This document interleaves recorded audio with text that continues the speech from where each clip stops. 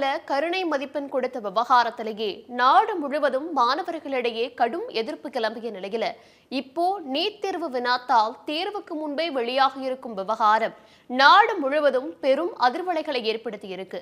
இந்த விவகாரத்துல பலர் கைது செய்யப்பட்டு இருக்காங்க. தேர்வுக்கு முன்பே விற்கப்பட்ட நீட் தேர்வு வினாத்தால் கேள்விக்குள்ளாகுகிறதா தேசிய தேர்வு முகமையின் மீதான நம்பிக்கை? நீட் விவகாரத்தில் என்ன பதில் சொல்ல போகிறது தேர்வு முகமை? இதையெல்லாம் தான் ஸ்பாட்லைட்ல பார்க்க போறோம். நீட் தேர்வு வினாத்தால் தேர்வுக்கு முன்பே வெளியான விவகாரத்துல பலரை கைது செஞ்சு போலீசார் விசாரிச்சு வராங்க.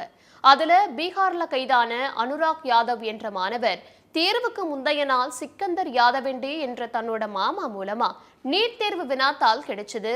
அதை மட்டுமே இரவு படிச்சுட்டு மறுநாள் காலை தேர்வு எழுத சென்றதா தெரிவிச்சிருக்காரு. இரவு படிச்ச வினாத்தாள்ல இருந்த கேள்வியே மறுநாள் தேர்விலையும் கேட்கப்பட்டுச்சுன்னும் போலீஸ் விசாரணையில அனுராக் யாதவ் தெரிவிச்சிருக்காரு. இவரை தொடர்ந்து சிக்கந்தர் யாதவெண்டு கிட்ட போலீசார் மேற்கொண்ட விசாரணையில நிதிஷ்குமார் மற்றும் அமித் ஆனந்த் ஆகிய இருவர் நீட் தேர்வு வினாத்தால் இருப்பதா சொல்லி தன்னிடம் 30 முதல் 32 லட்சம் ரூபாய் கேட்டாங்க. எனக்கு தெரிந்த 4 பேர் இருக்காங்கன்னு சொல்லி நிதிஷ்குமார் மற்றும் அமித் ஆனந்திடம் அவங்கள அழைச்சிட்டு போனேன். அப்போ அவங்க பண ஆசையில வினாத்தாளுக்கு 30 லட்சத்துக்கு பதிலா 40 லட்சம் ரூபாய் கேட்டதா போலீசார்கிட்ட தெரிவிச்சிருக்காரு. நீட் தேர்வு வினாத்தால் தேர்வுக்கு முன்பே வெளியான விவகாரம் தொடர்பான கேள்விக்கு பதிலளிச்ச மத்திய கல்வித்துறை அமைச்சர் தர்மேந்திர பிரதான் பீகார்ல நடந்த அந்த ஒரு சம்பவத்துக்கு நீட் தேர்வு எழுதிய லட்சக்கணக்கான மாணவர்கள் பாதிக்கப்படக்கூடாதுன்னு தெரிவிச்சிருக்காரு.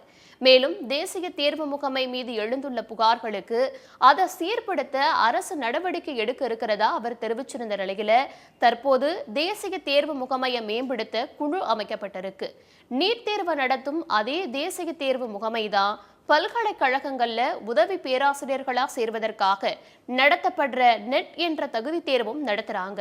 ஜூன் 18ஆம் தேதி நடந்த இந்த நெட் தேர்வு வினாத்தால் தேர்வு நடப்பதற்கு முன்பாவே டார்க் நெட்ல வெளியாகி டெலிகிராம்ல பகிரப்பட்டதா கூறி அந்த தேர்வை முழுமையா ரத்து செஞ்சாங்க.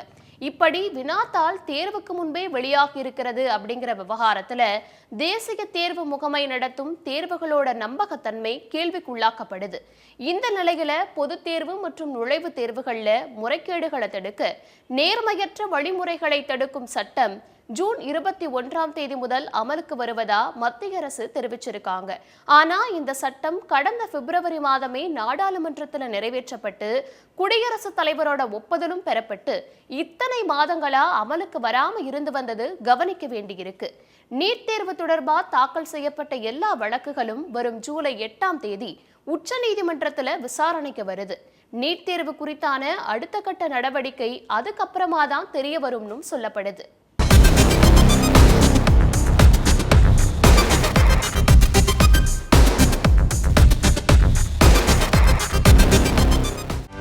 செய்திகளை உடனுக்குடனும் துல்லியமாகவும் தெரிந்து கொள்ள சப்ஸ்கிரைப் பண்ணுங்க.